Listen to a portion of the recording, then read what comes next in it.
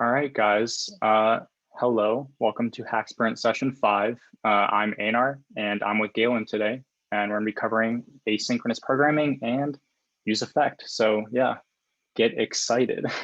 Let's get into it. So first, as always, if you need a link to the slides, it'll be in the chat probably. And if you want a link to the README, it's also going to be there. So check that out. And this will be on every slide too, so you can always just type that in. And today our membership portal code is r/hacksprintbets.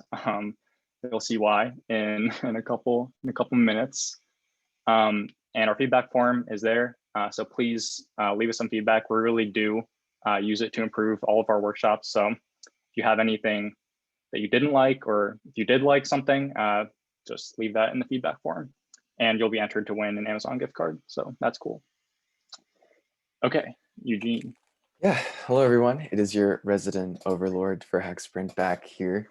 Just wanted to give you a checkpoint about how you should be doing with your groups. So by now, hopefully you've been able to meet up with your group and come up with an app idea. But if not, that's okay. You still have plenty of time to do so. Just wanted to give you guys an idea of some goals that you might want to hit this week with your group. Hopefully you can set up regular meeting times, maybe weekly, depending on how frequent you want to meet up.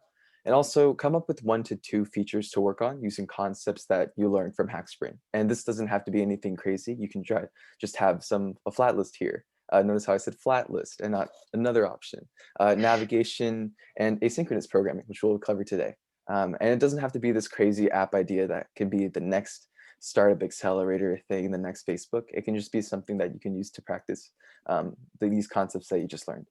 And also, hopefully, you can start designing. This doesn't have to be a software that's used for design. Like it can be if you have experience with something like Figma, but it can also be just these sketches that you have on paper just to get things started. Next slide, please.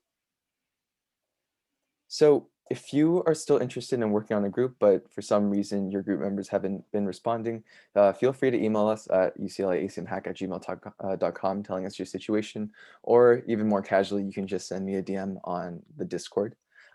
And if you need any help within your group, setting up or planning or thinking of ideas, next slide, please. Come to our work sessions. These work sessions are every Thursday from 6 to 7 PST. You guys know the deal. This is the best and perfect time to get personalized help and immediate help from me, as well as the rest of the mentors and officers. So if you just need help with your ideas or just to debug, then we're happy to be there for your help. Cool. Thanks, everyone. I'll pass it back to Einar for the workshop. All right, thanks, Eugene. Here we go. So as always, we're going to be throwing a lot of information at you in a very short amount of time. So if you ever need us to pause or go back or repeat something, please don't be shy. You can unmute yourself or you can type something in the chat, and we'll be happy to help you, whether it's me or Galen or a mentor or our director, Eugene, whatever, we'll be happy to help you. So yeah, don't be shy. And of course, as always, we have a lot of coding or live coding examples. We don't recommend that you code along just because if you do try and you mess up somewhere, you're going to be looking for your mistake for like, 5-10 minutes before you actually find it. And then by then we'll be way ahead of you. You'll be lost. You won't know what's going on. So just leave the coding to us for now. You can always mess around with our code after the workshop. Okay, so let's get into the content then. All right, so up until this point, you've been writing something called synchronous code. And in synchronous code, every function and every expression that you write is executed one at a time and in the order that you declare them. So from the top of your file to the bottom of your file, right? And you can think of it almost as if all of the expressions in your code are waiting in line and they have to wait their turn to be executed, right? So this expression is 1 + 1. It has to wait, or this console.log has to wait for this to be executed, right? And this sort has to wait for this console.log to be executed before it can start. And this get price has to wait for this sort to be executed before it can start. And it goes on and on. Each task has to be completed before the next task is started. And that's in synchronous code. And that's fine if you have a simple program where every task is completed, super quickly, like a couple milliseconds max. But what happens if you have a very resource intensive task that could potentially take a really long time to complete, right? Well, if your code is written synchronously, then all of the tasks that come after that resource intensive task will be stuck waiting for the intensive task to wrap up. And this could lead to a potentially terrible user experience with your app freezing. You've probably experienced this at some point. If like you've gotten Zoom is not responding or something like that, that's probably a symptom of this. So this is bad user experience. So we want to avoid that, right? So what can we do to avoid it? Well, enter async programming. So what async programming lets you do is it lets you, to continue that line analogy from earlier, is it lets you add more lines to your code, which we call threads in this case. So don't get confused if you hear me say threads. That's all I mean, just more lines of code for your expressions to fall into, right? So to conceptualize this a bit, let's imagine you're at the grocery store, right? And say that you wanted to just pick up, I don't know, say like some peanut butter, right? Peanut butter is a great snack. I love peanut butter. So yeah, you want to pick up some peanut butter, and on your way out to check out, there are two possible lines you could go into. There's this one. Oh, sorry, my parents just opened the door. Great. Yeah, so there are two lines you could possibly go into. There's this one with the 3 carts and just one shopper, and their carts are just filled to the brim with a ton of garbage, right? There's like this baguette thing here. There's like this, I don't even know what that is. Like, is that gasoline? I don't know, maybe orange juice or something. But yeah, regardless of what it is, they're just filled with a ton of stuff. And there's this line with nobody there. So which line are you more likely to take? Sorry, I'm getting distracted by the chat. Yeah, so you're more likely to take the bottom line, right? The empty line, because if you take this top line, you have no idea how long it's going to take for you to check out, for this person to check out. I mean, like they're gonna have to scan each item, and they're gonna have to pay for each item, probably gonna strike up a conversation with the cashier, and it'll just be, you know, a while before you actually get to go home. So by taking this empty line, you save a ton of time. And now let's think of each shopping cart as some task that we want to do in our program, right? So say it is, I don't know, downloading some image. Okay, so I'm going to trigger the download now, and we're going to be waiting a minute for it to download because it's a pretty resource intensive task to download an image from the internet. So it's holding up our whole presentation. Like I have to stall here waiting for it to load, and it's kind of annoying. So I'm just going to wait a couple more. Oh, okay, there it is. It's loaded in. And is that famous YouTuber Eugene Lowe? Oh my God, okay. Okay, go and like and subscribe like I have here. Yeah, but moving on. Async is going to solve this problem for us, right? If there's ever a task that takes, you know, a really long time to complete, like say downloading an image, like I just said, you don't want to freeze up your whole application while you're waiting for it to complete, right? So async is going to let you execute more than one expression at a time, so we don't have to wait for these intensive tasks to get done before we move on to other things, right? Okay, are there any questions on that? I realized that was, oh, did my mic change? Oh no. It's a little bit more airy now. Oof, okay. Yeah, let me try disconnecting my headphones and reconnecting them. 1 second. All right, do you hear me now? That's good now.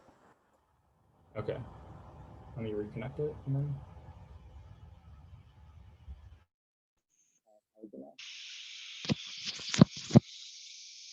Okay, now let me take my headphones off completely because this is, all right, my bad. All right, sorry about that. Are there any questions about how asynchronous programming works? Okay, perfect. So I'm gonna launch a poll then to check that you actually understand stuff. So here we go. I probably should have launched it while I was having the technical difficulties, but whatever. There we go. I'm gonna give you like 2 minutes, give or take. Let me put on some lo-fi while we're doing it. Why not?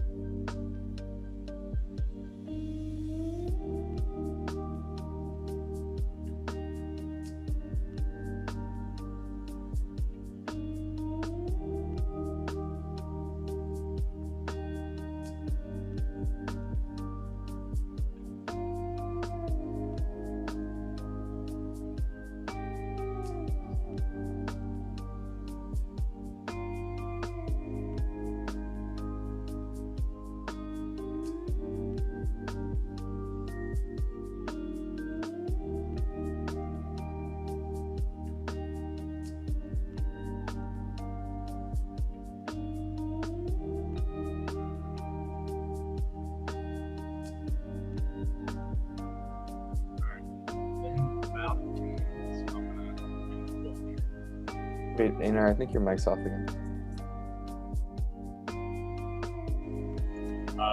I think the music is just too loud. Oh, okay. Okay, yeah. Do you hear me now? Yeah. All right, cool. So I'm gonna end the poll there and share the results. Okay.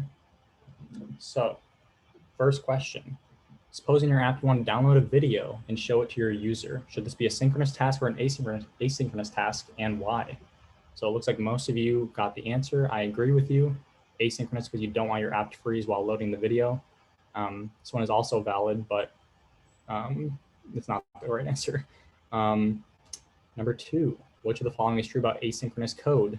This one could have had multiple choices or just one.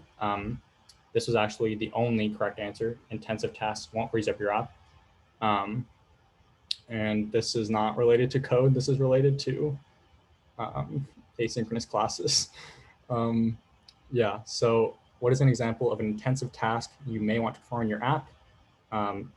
Most of you got it right. 2 of you said all of the above, which unfortunately, no, logging hello world and adding 2 numbers together are not intensive tasks. Yeah, so downloading an image is an intensive task that you may want to perform in your app. So it looks like most of you are good on this, so let's move on. Okay. 1 second, let me get this poll out of here, and here we go. All right. So now that you know what asynchronous programming is, when might we actually use it in our apps? And to try to get to the bottom of that, let's do a quick demonstration. So say we have a function called simulate intensive task. And this function will take some amount of time to complete some intensive task, right? Don't worry about the details of it. It doesn't really matter. All you really need to know is that it'll take some amount of time to finish, right? And when it is finished, it'll log a console or a message in the console. So yeah, it'll tell us how long it took to finish. And there's also a return value for this function, which is how long the task took to complete in seconds. So yeah, keep all this in mind. I'm going to go over to my demo and do this. Okay, so I have some starter code set up. Basically, all you really need to know about this code right now is that when I click this button, start intensive task, this function is executed. Okay, so just to emphasize how little I care about all the other stuff in this file, I'm going to move it out of the way so we can focus on what really matters, which is this one function. Okay, so I said that when I click this button, I want to start my intensive task, right? So to do that, I just call simulate intensive task, and now it should work. So when we click this button, let's see what happens. All right. Oh, okay. So that was a bit weird. So our whole app froze there for a second. Let me just show you the difference between. So here, when I click this button, we get this animation, right? But when I have this here, when some intensive task needs to be completed, our animation is paused midway, which is a bit strange, until the task is completed. So that's not a good user experience, right? This is an intensive task and it's freezing up our app. Bad user experience. And that's because this function is written in a synchronous way, okay? So since this is a synchronous function, it freezes up our app until it needs to finish, or until it gets to finish the task. And just to prove to you that all the expressions after have to wait their turn, I'm gonna add a couple expressions here. So I'm gonna say console.log, and so that we know our task is done, let's say no more tasks left. Now I'm also gonna log, since remember that this function will return the number of seconds that the task took to complete, which is gonna be this number. So let's say that I want to know the number of milliseconds that it took to complete, right? So I'm gonna say, actually not total, just milliseconds. And then since there are 1,000 milliseconds in a second, times 1,000. All right, so now let's see what happens. So our app freezes like before. Oops, should be seconds. Oh, I forgot to declare the seconds variable. Seconds. Here we go. Okay, so now our app freezes, and then what we get is all of our log statements are executed in order. So it's clear that it's a synchronous function, right? So we get this, these two statements like before, and then we get this no more task left, and then we get the number of milliseconds, which is the return value times 1000. Okay, so this is a terrible user experience, right? Our app freezes every time our user interacts with the app. That's awful. We don't want to do that. We want to avoid it. And lucky for us, we also have another function that is simulate intensive async task. So yeah, let's see what that does. It's basically just the same thing. Don't worry about the details. It'll just do some task asynchronously though this time. And again, when the task is completed, a message is going to be logged in the console, and the function is going to return how long the task took to complete in seconds. So let's see how that's going to work. So I'm going to get rid of all this stuff because we don't need it.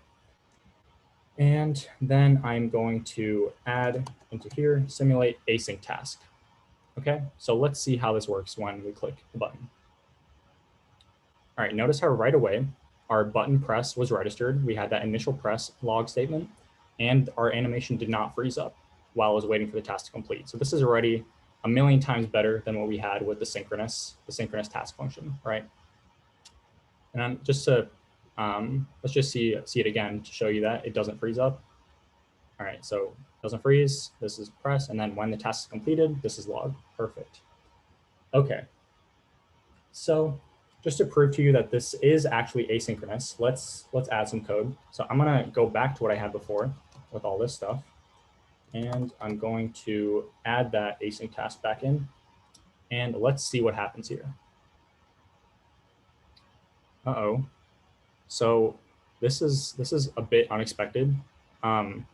So we had that initial press right on the button press as before, and then right away this no more tasks thing was executed, and then right after that this milliseconds thing was executed, but we get some weird not a number, not sure why. That's odd.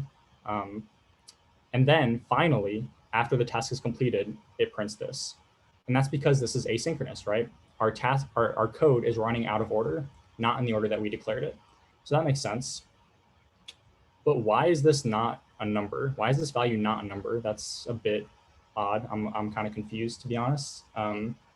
So to get to the bottom of this, let's take a few steps back. Let's get rid of all this stuff and get rid of this too. And let's just log the return value of this function. So let's see what it is. All right. Oh God. So we have this promise thing with all of these weird values in it. U, V, W, X. Looks kind of scary, to be honest. So I have no idea what's happening, but at least we now know why our function before returned not a number, because this is definitely not a number, right? And 1000 times something that's not a number is not a number. So that makes sense. Okay, let's go back to our code here. So we have better UX now. Our app doesn't freeze, but we do have a problem with that promise thing, right?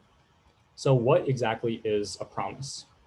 Well, basically, a promise is just a wrapper for some unknown value, right? So the reason this value is unknown is because this line of code doesn't wait for this task to get completed, right? So we don't yet know how long the task took to complete. So like if you just like think about it, like try to wrap your head around that, we don't yet know how long the task took to complete, right? So we don't yet know what this value is, therefore it's unknown, therefore it's wrapped with a promise, okay? So that's a quick breakdown of what a promise is. Just a wrapper for some unknown value. And if you're confused about that, ask in the chat and we'll help you out. Okay, so how then can we actually get the value that's wrapped within this promise? Because we don't want to be stuck with this promise thing. We actually want to use the value that is returned by the function, right? So the way to do that, or here's some more terminology. We can say either retrieve the value or we can say resolve the promise. It's the same thing. So if you hear me say resolve the promise later on in the workshop, that's all I mean. It's exactly the same thing. And also a quick note is that promises can also be rejected. I don't want to get into it too much in this workshop, but yeah, if you're interested in reading more about that, I'll leave that as an exercise to you. So there's a link in the slides. Yeah. Okay, so here's one way that we can resolve our promises. We can use something called .then, which is a function that can be called on any promise value. Okay, so remember that simulate intensive async task is just, we know that it returns a promise, right? Because when we print this out, this return value, it prints promise. So then we know that we can call .then on it. And just for the sake of, to make the slide a little cleaner, I'm just gonna replace that with promise. So we know that we can call .then on it, right? And what we pass into .then is another function, which is what we want to do with the value within our promise. So this value word here, this name here, is just a name that we give to the value that's wrapped within the promise, okay? So we pass that value to a function. If you're not familiar with arrow functions, I'm sorry, but that's an arrow function. And then we can do something with that value that's within that promise. So in this case, we just log that value. And I want to emphasize that this value word here can be whatever, like it could be whatever we want. It doesn't have to be value. Okay, so let's see this in our code. So I'm gonna get rid of this stuff. And then I'm gonna get rid of this stuff and do that. And I'm gonna call .then, since we know that this returns a promise, right? And then I'm gonna pass. So what do I want to call that value? Since it's the number of seconds the task to complete, I'm just gonna call it seconds. And then, oops, oh, it's ugly. So I'm gonna, yeah. Okay, so then all I want to do is just log that number of seconds. And this should work as expected. So let's take a look. So here we go. I'm gonna click the button. Our app doesn't freeze, perfect. And then as expected, we get the number of seconds here printed after the task is completed. So that's great, that's perfect, that's exactly what we wanted. Okay, .then is great, but it can get a little bit out of hand if you have a lot of nested asynchronous tasks, okay? So this is called the pyramid of doom. This is what happens when you have nested .thens, and it looks very ugly, and I just don't like it very much, okay? So luckily, there is another way to resolve these promises, so thank God. And that is Async Await. So Async Await is glorious. It is amazing. I love it so much because it is just a way to write asynchronous code in a way that looks synchronous, right? So you'll see exactly what that means in a couple seconds or in a minute or so, I don't know. But yeah, so I do want to emphasize though that this is still using promises under the hood.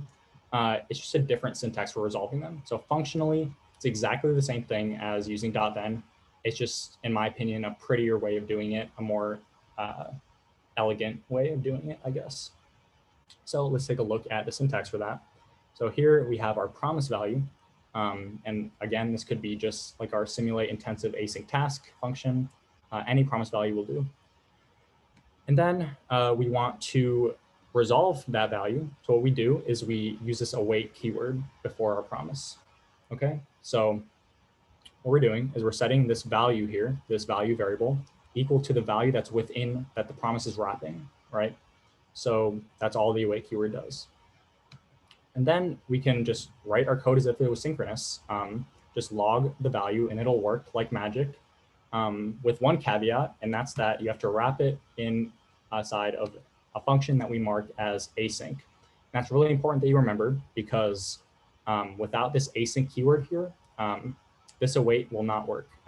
We have to let JavaScript know that our function is an asynchronous function before we use this await. That's the one drawback of async await, but other than that, I think it's superior to .then in every way. So Yeah. So let's take a look at this in our code. So I'm going to transform this into Async Await. So all I'm going to do, actually, I'm just going to get rid of all this stuff first. All I'm going to do is await this promise to be resolved. Oh, don't be like me. Remember to mark your function as async. Okay, that's important. You'll see you saw that error there. That's why. So const seconds, because that's the value that we want to wait for. And then just as if our function was synchronous, we could just say console.log seconds. All right, perfect. So this should work exactly the same way. Our app doesn't freeze. We get that initial press, and then 1.334 seconds later, we get all this stuff. So perfect. Our app is functioning exactly as we expect. We have a great user experience, and it's looking good. All right, so let's go back to the slides. And just some people get confused about the difference between .then and async await. So I just really want to emphasize that it is the exact same thing, just a different syntax. Okay, so it's the same thing. It's up to you what you want to use. Personally, again, I like async await. And one thing that we should note is that .then doesn't need to be within an async function, but async await, or the await keyword must be within an async function, right? So keep that in mind. Okay, so again, your personal preference, whatever you like, you can use that. All right. Are there any questions that have not been answered by mentors?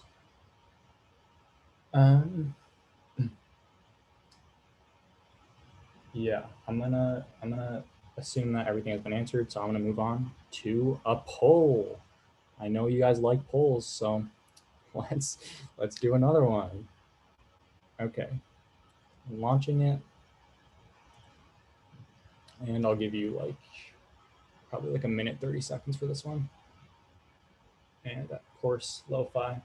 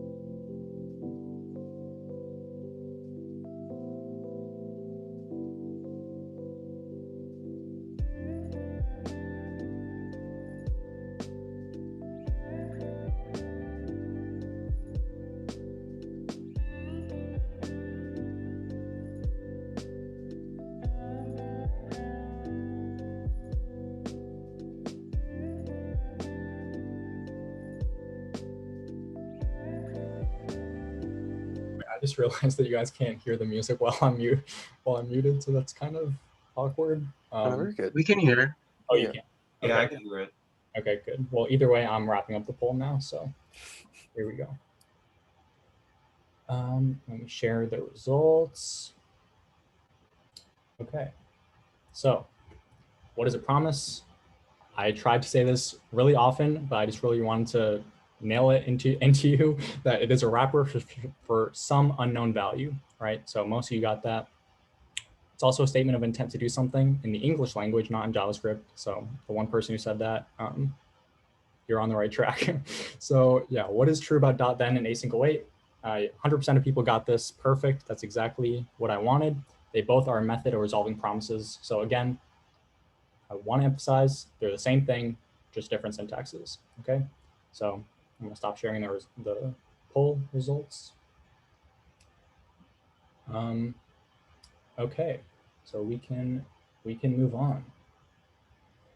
All right, so before we go on to some more new topics, let's just do some quick review of objects in JavaScript.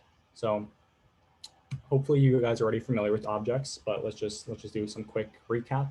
So this is the syntax for declaring an object in JavaScript. We have the name of the object here, which in this case is Dogecoin.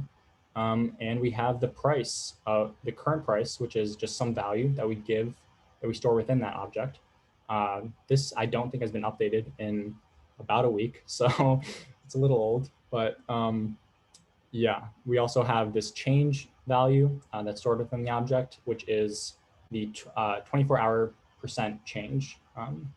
So yeah, if we want to access these values, we can do dot price, or like dot the name of the object, dot the key, which is this. So if we want to access the price, we do dot price, or alternatively, we could use this syntax here with the square brackets, and that'll return the values that you want. Okay, we can also have objects within objects. So here I have this tracker object within my Dogecoin object. And to access values, we do it exactly the same way. So the name of our, oops, spoiler there, the name of our Dogecoin object is Dogecoin, obviously. And then we have our tracker object right there. And then this value dot year within that tracker object will return that value. All right, so that's our review. And by the way, this value is 2,000%. 2,000. So imagine investing like, I don't know, $1,000 like a year ago. Goodbye student loans, goodbye tuition. It's all gone. But yeah. Oh, by the way, this is some important legal stuff here. This is not investment advice. If you take our advice and invest in Dogecoin right now, we are not responsible if this happens to you. So yeah, here we go. All right, on to a new topic. Okay, so this is Json. And if you're like, this looks exactly like a JavaScript object, you're right. It does look very similar to a JavaScript object, and that is intentional. Okay, so it's just a way, it's a string representation of an object in JavaScript. And this is just our Dogecoin object from before, right? Looks a little different, but it's more or less similar. So it's very easy to convert it to an object in JavaScript. And this makes it very convenient as a way to pass data across networks. And you'll see why I bring that up soon. Okay, here we go. One second. All right, so on to how you might actually use all this stuff. You're familiar with what async programming is, what promises are, how to resolve promises, what JSON is. So let's put it all together. Here we go. So one intensive task that you might do in the real world is a network request. And what a network request is just a request to a network or to a server over the internet to download data, images, or video, right? So that's similar to what I showed you at the beginning of the presentation, where we downloaded that image of Eugene's YouTube channel, right? Yeah, so very often we use something called an API to talk to these servers, right? So we use this API to tell a server you want some data. You want some data. Yeah, that's what you want. And we use this fetch function, which is just a function built into JavaScript that lets you trigger these network requests, right? So also important to note is that this is an asynchronous function. So we have to treat it in exactly the same way that we treated our this asynchronous function here. So we have to do this whole resolving promise deal when we use our fetch function. Okay, so and just to, sorry, this is a Wendy's. Yeah, sorry. No, this is the grocery store, not Wendy's. Yeah, so what a network request is, just to emphasize that again, is just a way to download data from the internet, right? So a video, an image, whatever you want. And we trigger it using fetch, which is that function that's built into JavaScript. Eventually, after we do some more stuff, it'll return some JSON, which we can then convert to an object in JavaScript, and we can access that data and do whatever we want with it. So great, that's awesome. And here's a quick example. I already actually have this link open, but this is a link to an API, and this link tells us This link tells the server when we open it that we want to access the current price of Dogecoin and the 24-hour change in percentage. So let me refresh this because it might be old. So the current price is this USD key here, and it is 7 cents and all this stuff here. And the 24-hour change is 3.6%. It's kind of low, to be honest, for Dogecoin. It's usually more volatile than that, but whatever. I won't comment on that right now. Okay, so here is how we use our fetch request.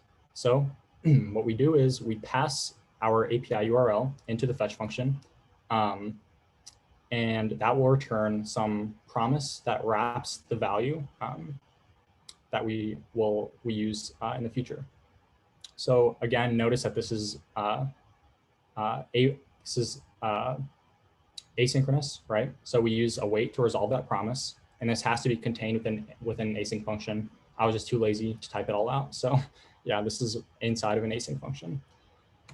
Okay, so again, notice that it's the same syntax as simulate intensive async task. So we have to resolve the promise in the same way. But there's one more step because this resolved value is not yet the value that we want. We still have to use this .json function. So we call this .json function with no parameters on our result. And this will return a promise because .json is also an async function. So keep that in mind. That's important to remember. And then after that promise is resolved, we have successfully converted our JSON, so this stuff, to a JavaScript object, which we can then access in the exact same way that we normally would in JavaScript. Okay, so are there any questions about that? I realize that was a lot throwing at you at the same time. Josh, be patient, all right? Be patient. Yeah. Okay. I don't have a poll for this one because I'm lazy, so let's move on to the demo. So our demo is going to be an app called Robin People. And what Robin People does is it lets us keep track of all of our sound investments. In my case, I only have one investment, and that's Dogecoin. So yeah, it's just going to be to keep track of Dogecoin. So yeah, what we want to happen is when we click this button, this update button, we want to update this text here with the current price. So using everything we just learned, this is going to be pretty simple. So let's do that. So let me get rid of all this space here because now we actually do care about all the other stuff. Here we go. And I'm gonna get rid of all this. And now, oh wait, I have to set up the UI too. I almost forgot. Here we go. Now I'm gonna replace this with our price variable here. If you don't know what useState is, go rewatch session 5 or session 3 because that's when we covered it. So here I'm gonna replace this with price. All right, so now our price is displayed. But now we want to update that price. Oh, I almost forgot. Click this or press. Yeah, there we go, update. So we want to, when we click on this button, trigger a network request that gets us the current price of Dogecoin, right? So what we have to do is we have to fetch using this API that I conveniently pasted up here into that variable, fetch Dogecoin API URL. Oops. And we have to await that, right? Since it's a promise, right? We don't yet know what that value is. So I'm gonna assign that to be a variable called result. And there we go. So we, again, remember that we still have one more step, which is to convert that JSON to an object that is usable. So I'm gonna say const object equals await result.json. All right, so now we can, like I said, we can use this object in any way that we would normally in JavaScript. So I bet you're happy that we did that review of objects. All right, so now I'm going to set price to JSON.Dogecoin. So this key is just, the reason I know what this is because this is here. And then we're interested in this key here, which is USD. So this is going to be the current price of Dogecoin in dollars. So I'm going to say .USD. All right, so now when we click this button, it should update. It should be object. Oops. Yeah, object. There we go. Now it's working as expected. So that's perfect. Okay. That's all for Robin people for now. Maybe we'll develop it further in the future, but that's it for now. So let's take a break. And when should we come back, Eugene? I don't know. Let's do 6:58. Okay, cool. So let me put on the music, or should I not? I don't know. Yeah. And then if you want, you can edit the slides with the time. Yeah, sure. We're done with the rest. Okay, we'll go back to JavaScript. Okay, so after asynchronous programming, we want to talk about something that's called useEffect, and it's gonna be very connected to asynchronous programming, but we'll see just in a second. So far at this point, you guys have used a function called use state, all right? And use state is what we call a hook from React that allows you to interact with React components, all right? And now is the time for you to for us to introduce you to a new React hook that's called useEffect. All right. But to learn this, we're gonna try build another application called Coincoin. And what is Coincoin? Well, the goal of Coincoin is to simply destroy Robin people. It's such a bad application, and no user on Earth should use it. So we're, as their competitor, we'll try to beat them and have better features and better user experience and all that. All right, so let's get started into the code. So this is Coincoin, okay? This is Coincoin, and what it does is the same thing, right? We're a competitor of Robin people. We want to show the price of our favorite cryptocurrency, Dogecoin, and we also show its percentage change, all right? And what you're looking at on the right-hand side is the component itself. And it's pretty easy to follow. We have a use state that keeps track of the number of presses. We'll get to that later. We have a use state that keeps track of the price, as you can see, and then we have a state that keeps track of the percentage change, and then it's all the components down here. All right. So let's again do a little practice here. Right now, we want to get some practice with fetch again. We also have the same API here. We're using the same API, and it should return me the same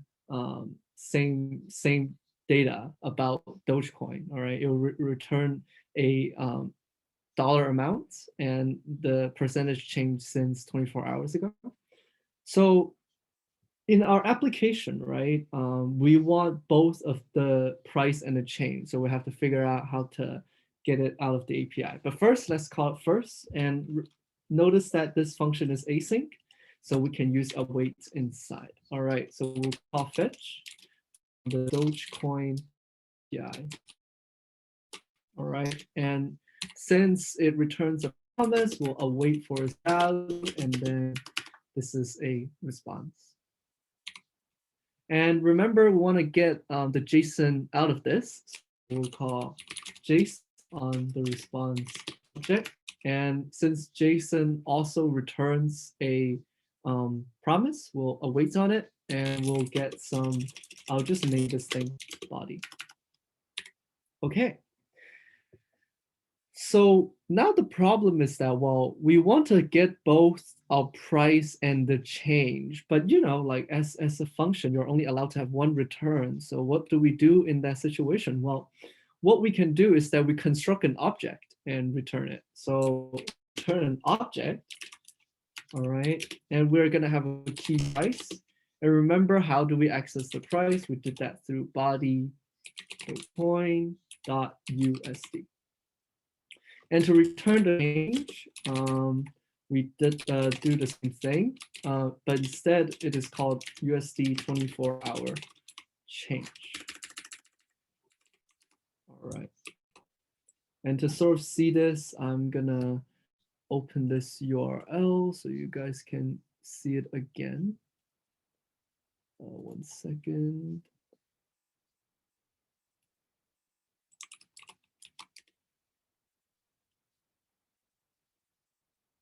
Right, here's the API. If you need some reminder, it has a Dogecoin object inside a bigger object, and it has a key USD and a key USD 24-hour change. And the way that we're returning it is that we construct our own object that returns. Oops, here's a reminder for me to take a break from the computer, but we're in the workshop, so we're not going to do that. Okay, so this is just a quick practice for us to, again, do some practice on using fetch and async await. Okay, so now we have figured out a better API call. We're getting both the price and the change. Robin People is already out of competition here. And one thing about Robin People that CoinCoin doesn't really like is the fact that, well, you have to press that button to get the price. Like what? Like, a good app, right? A good application should do it for you. You don't need to press a button. You should just show up as the first thing when you open the application. So let's figure out how to do that, okay? So we don't want the user to press the button to get the price, and it's too much work for our user. And okay, let's try to do this. Well, where can we do it when the components, is first loaded and try to update our data? Okay, what about this? All right. Inside the components, why don't we just put the code to get the data? We'll call a function using the awaits keyword, get price and change. This is, remember, this is an async function, waits on it, and we get the data back.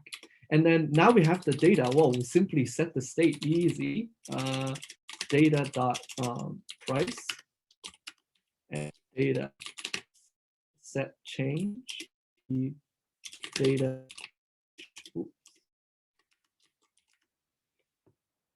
Right, we'll just do this. Okay, we'll call a function, get our results, and we set the states. My question to you is, do you guys think this work? Can you type it out in the chat? Like, do you think that this will work? Like, would this work? I mean, we're just calling our function and setting its value as the state. What do you think? Do you think this works? Any guesses? Yes or no?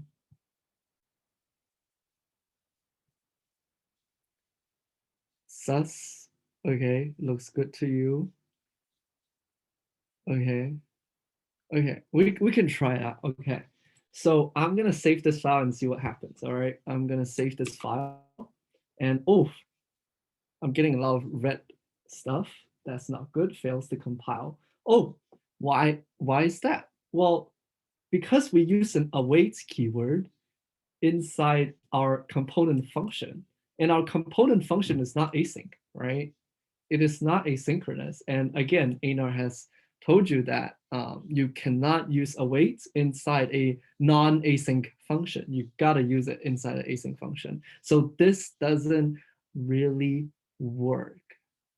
All right. So if it doesn't work, well, what about this? Well, you cannot use the keyword await inside a non-async function, but there's never a rule that tells you that you cannot call an async function without await.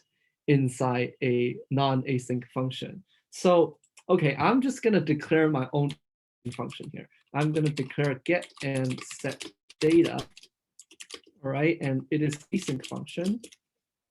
And what I do is simply everything that's inside here. I'm just gonna copy this. All right, all right. I declare the async function inside a synchronous function. That's completely okay. I like the rule allows me to do so. Okay, and I can also call this function without using await. Just call get. Oh, I made a spelling mistake. Get and set data. I can call get and set data without using the await keyword. Well, do I care about what value this return? Well, first of all, this async function doesn't return anything, right? And I don't care about the return value. I don't need to await to result for a promise. I just want it to run and asynchronously after you get the price and the change, you set it to my state, you know? So I'm gonna add a console log to show you guys that this is actually called. I'm gonna say loading the price. All right. Now, does this work? Again, does this work? We're not breaking any rules here, right? We're just calling an async function without an awaits keyword, and everything looks legal. And the only place we use awaits is inside a async function. Do you guys think that this works? What do you think? Again, if you have guesses, put it out in the chat. You know, looks sound. You know, we render our component, run this code, and then it's gonna get our price asynchronously, and then set it afterwards. All right. Okay. Well, you know, the only way to find out is we experiment. Okay, I'll save our code. I'll save it, and see. Oh, our apps loads again. Looks good to me. Oh, and oh, look, it got the price for me without me having to press any button. So this must work, right? This looks perfect. We have already built our first feature to you know, like get robbing people out of the competition by making our user not having to click to get the price. But okay, I want you to notice something here. Okay, this is the console. And it printed 4 times loading the price. Wait a minute. Well, every time loading the price is called, we call get price and change, which calls our API and makes a network call. But it makes no sense, right? Well, we only need to do this once. We only need to call the API once, get the price and get the change, and then set it to Async and call it a day. Why do we call it 4 times? And how does it call it 4 times? Well, the reason is that is because of these 2 lines, all right, line 28 and 29. So what happens is that, well, let's go through like how this code is being executed. The first time we run Coincoin, our components, we call get and set data, all right, and then this call loading the price for the first time, and it gets the data and it sets the price. And in React, whenever you changes the state, the components re-renders, right, to reflect the newest change. So we go back to the top again, and we run get and set data. This is the second time, notice, and we get the new data, and then we set the price. But this time the price is the same, right? The state is already updated, and we call set change. Well, change has a default value of 0, and you probably get some like 4% right now. And when you do set change, you update the state again. And by the same rule, whenever you update the state, React re-renders, recalls Coincoin again. Now we come to Coincoin and we call get and set data the 3rd time. And this time both the price and the change didn't change, all right? And we sort of stop being here. But why is there a 4th time? Well, where the 4th update actually comes from is uncertain. It might be because, well, remember this is asynchronous, and one of the set change or one of the set price still triggered another round of reload. But it doesn't matter. what matter is that we're calling the API more than we need to, right? We only need to call it once, but we're calling it four times. This means that we're making 3 unnecessary network requests, and that might use our users' bandwidth. We don't want that, right? Like we don't want our users' precious data plan to go wasted. So how do we deal with this? It seems like there's no efficient way to deal with this problem. All right. So, So I want to talk about a concept called side effect. All right.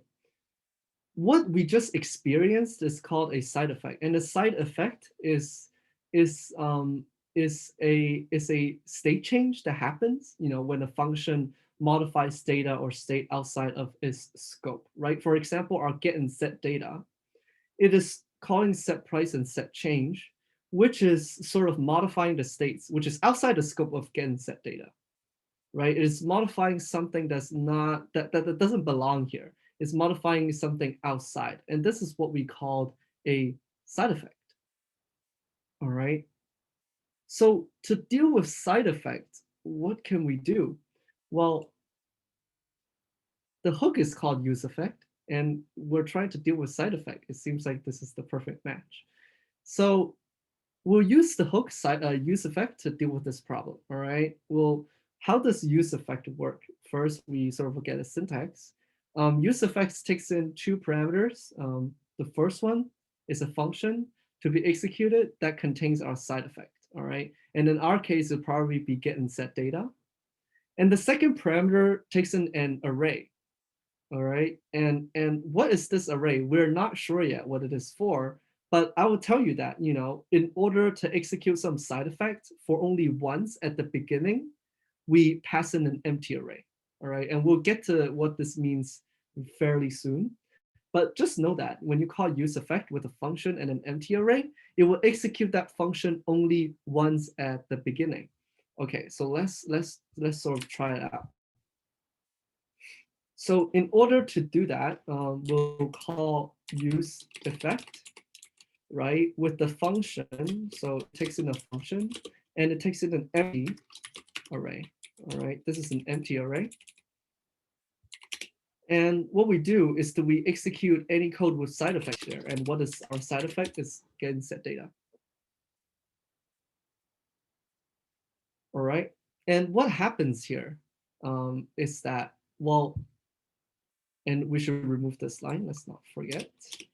What happened here is that, when your code go to, when your component is loaded, it sees useEffect. useEffect takes in this function, and then you see an empty array, and React sort of knows that, okay, you only want to call this function once at the beginning and not any further times. All right. And when set price happens and the state changes and it re-renders, React's gonna know that, oh, you have already called this function once and I'm not going to call this again. So it avoids making redundant API calls. All right. And to see it in effect, I'm gonna clear the console and then save my code. And look, only one loading, the price happened. That means only one API is called when we use useEffect with an empty array. All right. And this is the first use case of useEffect. You use it to specify something that you only want to do for one time at the beginning, and when your components or your apps load for the first time. And this is how we get that. All right. Any questions? Any confusions about this?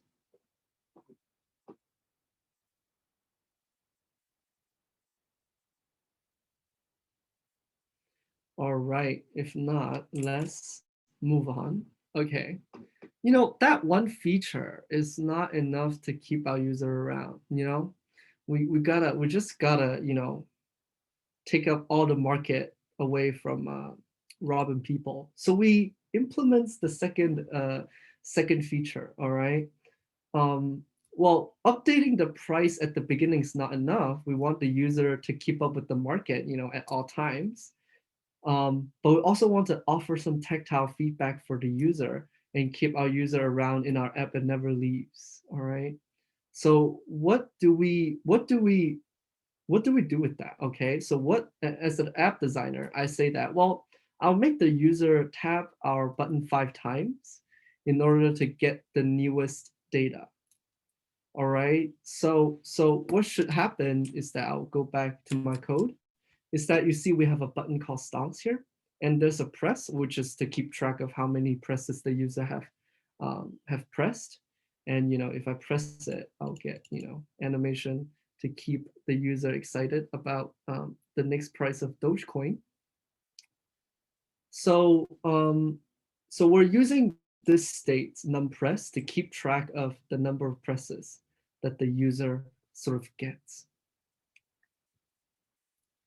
So how do we do that then? How do we sort of like keep tracks of that? Well, whenever our button gets pressed 5 times, we're going to call the API and updates our value. How do we do that? Well, again, we'll use the second use case of useEffect.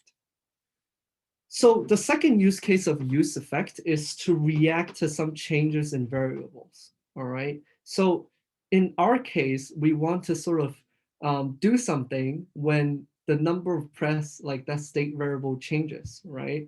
And basically useEffect. How does useEffect keep track of that change? It's through the second parameters that we sort of just ignored back then. You can pass in an array that's called the dependency array. And all the variables that you want to keep track of the changes, you can pass it in.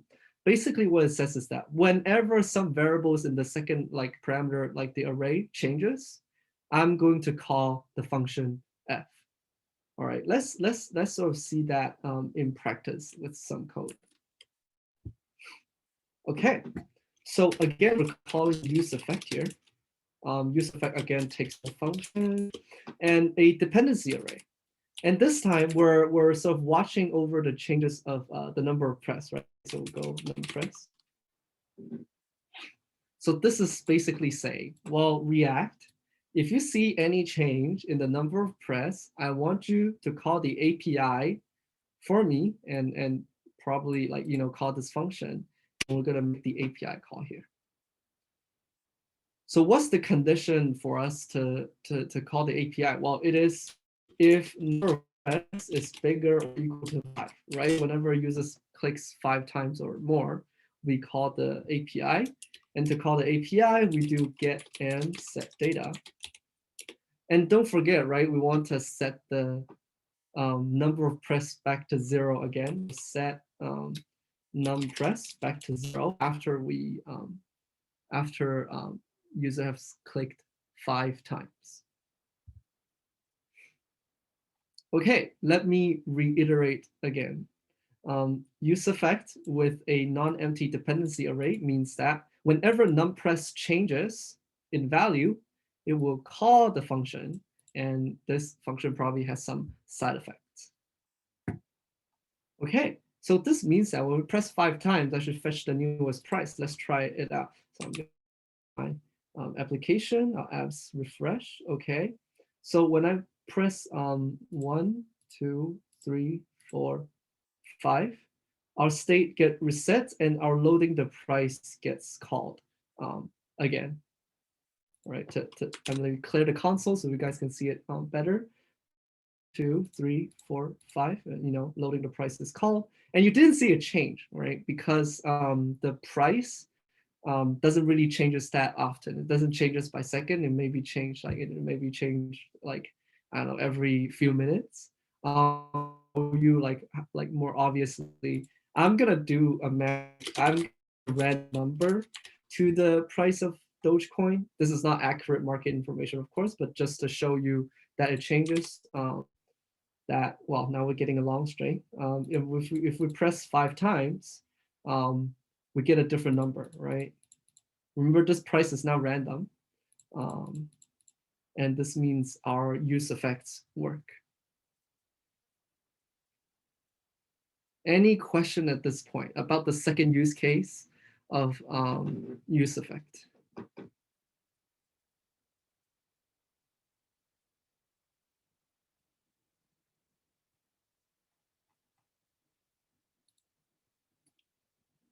Okay, so this is the second use case, and this use case kind of hard to wrap our head around, right? Because this, the first one should be easier. It just said that, oh, do it only once at the beginning, never do it again. And the second time it's like, oh, we're sort of reacting to some changes in the variable, and based on the change, we're doing some side effects. Okay, so to sort of like bring that point home, we'll do a second example of the case where we use, you know, useEffect to react to changes in variables. So this time, when the price change, like the number changes, but like it's not obvious enough, right? It's not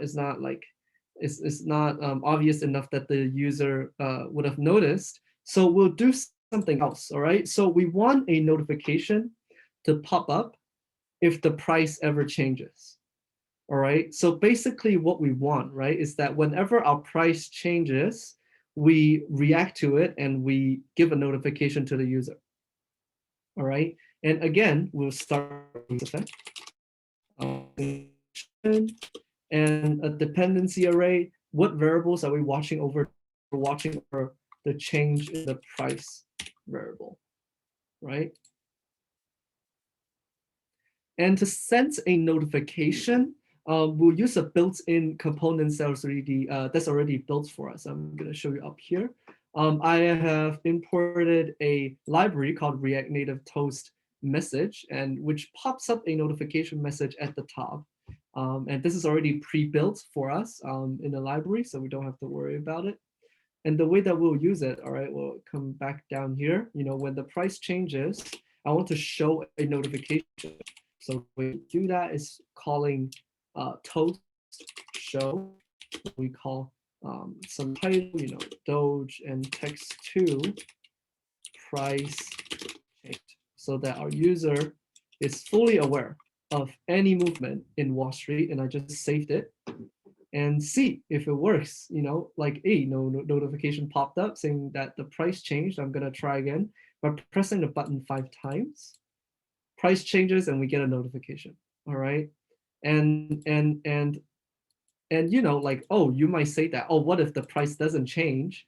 And I'm gonna show you that if the price don't change, the notification wouldn't pop up. So the way that I'm gonna do that is to remove math random, so we get the actual market price. All right, so for a first time change, so it shows up some notification. And if we press 5 times now, there's no change. All right, like the market price has not been updated yet since maybe 5 seconds ago, and we don't see any notification. All right, let's try again. All right, no change, no notification. And this means that, if this doesn't change, our useEffect wouldn't execute. So useEffect allows us to react to certain events based on like a state change. All right, when some variable changes, we'll do some side effects. And notice how this is also a side effect, right? Creating a notification is out of the scope of this function. This function says nothing about notification. And this is a side effect, where we're telling like our app to do some notification. This is also a side effect, and it makes perfect sense for us to call useEffect here. All right, any question? That was the second example of using useEffect, right? Oh, so we have covered two use cases so far. It was doing something once at the beginning and reacting to changes in variables. That's the 2 main use cases of useEffect. Any questions? All right, if not, let's move on. We as very good app developer, we want to care about all users. Like some users are impatient. They want to know the price of Dogecoin so badly. They'll press the button 5 times. But there are also other user that's like less less productive. They're more lazy, and they want our app to do it for them. All right. And let's say that we want to fetch the price and the change automatically for every X seconds. How do we do that? Well, do we have any ways to time things so far? For this, we have to introduce an other function that is built into JavaScript, and this is the setInterval function. So setInterval is a function already built into JavaScript. You don't need to implement it. It's already available to you. You just call it. And it again takes in two parameters. The first one is a function. And the second one is a number, which is how many seconds or milliseconds that you wait until you call function for the next time. All right. So you can think of it as like a period, right? Like how frequent do we call the function that we passed to setInterval? All right. Well, with this function, we can just implement it, right? So easy. We'll call get and set data every, let's say 5 seconds. All right. Easy. Okay. Let's go ahead and implement it. I should say 5 instead of 10. Whoops. All right. Well, we have setIntervals. All right. Intervals. You see it comes up here. And it takes a function as the first parameter. And every 5 seconds, remember 1000 millisecond is 1 second. So times 5, that's 5 seconds. So what do? We call get and set data, right?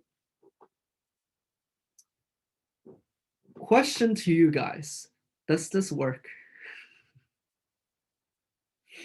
I think it goes without saying at this point that this doesn't work. Every time I ask you something, it always doesn't work. It always breaks. But is there any guesses on how this is going to break? Like, we know that this is going to break, but how is it going to look like? All right. And for demonstration purposes, again, I'm going to add a random number to the price so we can see the changes more obviously. Okay. What do you guys think? Is going to happen? How is it going to break? All right, sort of imagine how it's going to break. All right, let's go ahead and try it. I'm going to save my file. All right, okay, price updated. Let's see. Okay, every 5 seconds it should get called again. Okay, it's calling automatically. Good. Wait, why is it blinking? What's happening? Wait, whoa, whoa, it went out of control. What's happening there? Oh my god, app's definitely breaking. I'm just gonna kill this. I don't want to see it. Oh my god. Okay. Oof, so scared. My computer almost melted from that. So what is happening here? All right. Is this a side effect? Let's think about this. This is certainly a side effect, right? Because, well, every time you execute this, you're telling JavaScript, hey, JavaScript, every 5 seconds, please call this function for me. But you're doing it every time the components renders. You're doing it every time Coincoin is called.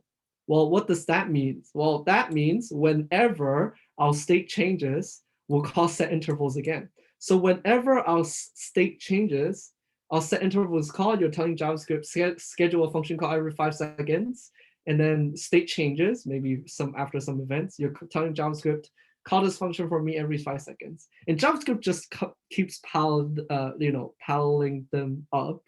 You have 1,000 scheduled function inside JavaScript. And it is called every 5 seconds, but there's like 1,000 function that gets called every 5 seconds. So your app just keep, like jumping around. And set data gets called, less than 5 seconds, maybe a few milliseconds even, and until a point where your app breaks. All right, and we don't want that to happen. So what do we want to do here? Like, can anyone give me an idea on what we should do in this case? Well, we have a side effect and we only want to do this once at the beginning, right? And it sounds very familiar. What should we do? But well, before I do anything, I'm just gonna kill the app so that when I relaunch it doesn't go crazy and my computer doesn't melt. this is a perfect place for our first use case of useEffect, right? We're calling something only once, and we'll pass in an empty array as a second dependency. So let's do that. So I'm going to call useEffect. It's in a function, and it takes in an empty array as a way for us to specify that, you know, you only do this once at the beginning. And then we put everything that's in here inside. All right. And now we can sort of start to see why we pass in the empty array, right? Remember in this use case, we're saying that do something when price changes. Well, this is saying do something when nothing changes. Well, you know, like when empty array changes, what does it mean when empty array changes? Well, empty array sort of comes out of existence only at the beginning, right? It comes out of existence at the beginning. That's the first change. And any renders after that, it stays at the empty array. And it doesn't change apart from the first time when the component is loaded, which it spun from non-existence to the existence of empty array. And this is how we indicate, well, you only want to do this once to use effect, right? So what we should expect to happen is that our app actually works and it calls our API every 5 seconds and it doesn't, you know, do some crazy things to us. Okay, I'll save my app and then I'll open it on my simulator. Hopefully you'll be okay. I'll go to Dogecoin and let's see. Okay, so that was the initial fetch to our value, and that's the second one, and we should count 5 seconds to 1. It should call it again. Okay, now we're not getting those crazy function calls, and it sort of is very well behaving at the 5 seconds interval. And that is how we use useEffect and how we combine it with timing things in JavaScript. And this is also asynchronous programming, right? Because you're not saying that, well, execute this in sequence. You're saying that do this every 5 seconds, you know, like, and while I do something else, you know. That is perfect. Okay, I'm gonna set the API back. Instead of putting it to random, I'm gonna have it show at the actual market price. So it's actually a useful application. And oops, and I should restart our as well, because whenever you save it on the spot, it might not refresh correctly. So I'll refresh my app, and now my app should behave well. Okay, and every 5 seconds, it should call loading price, and the price doesn't change, so we don't get any notification. Good. Okay, so that is our useEffect and how we use set intervals and how we build a way better app than robbing people. And I think robbing people can, you know, file for bankruptcy at this point already. Yeah, and wow, Dogecoin's increased by 4%. It was way lower when we were doing this demo. It was like what, like 30% over one day. But yeah, that is it. And any question about useEffect? Any questions about set interval? Coincoin can do a handstand, but the CEO of robbing people might, you know. But yeah, okay. And I want to give you more examples of useEffect. Okay, like apart from making API calls, let me show you guys. So one way of, like, you know, one of the biggest thing that like big company like Facebook, Google do to us is that they track our app usage. Like they track whether we're on the screen, you know, staring at their app or not. And there's actually a way for you to do that using useEffect. And it is actually a feature of React navigation, which we learned about last time. You know, we can use the useEffect to sort of add a listener to see if the user is focusing on the current tab. And then based on that, you might do something. You might like write it down on a piece of paper, be like, users want to be like, oh, the user's okay on our app starting at this point. And then whenever the user sort of like goes out of the app, and then we record the thing. So you can use useEffect to track user usage, you know, not saying that it's a good thing to do, but you can use useEffect for that.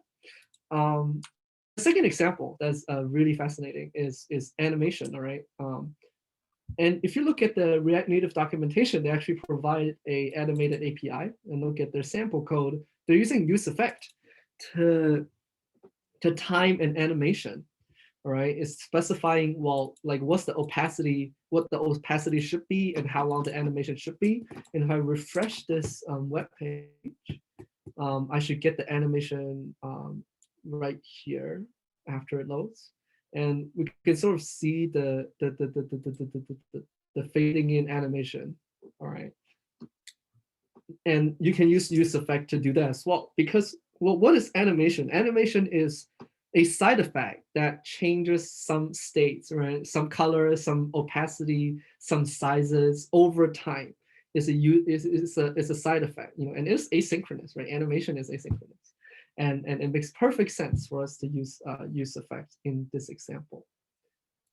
And the third example is that, you know, it's called debouncing. And to sort of explain debouncing with a very intuitive example, is that when you go to Google and when you use any search engine, maybe DuckDuckGo or Bing, you know, when you type out your queries, the suggestion doesn't update like on every character. Like notice how like the suggestion sort of like lags behind a little bit, like until you're finished typing, and that's called debouncing, right? Because if you call like the API for getting search suggestions every character press from the user, you might be end up wasting it, because let's say if user wants to look for Apple and they type A and you already start fetching suggestions, and the user might type very fast and type Apple, and like it will be very useless to call the first four API for the first 4 character like APPL, right? And this is what useEffect can do. You can use it to sort of create optimization like this. And this is a blog post actually by us earlier when we had events on JavaScript, and we actually gets to implement the timing thing using the useEffect hooks. And if you're interested, you can check it out.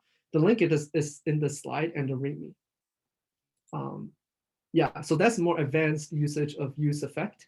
And for those of you who have previous React experience in class, I can tell you that useEffect is simply equivalent to component dip mounts, well, almost equivalent to component dip mounts and component dip updates.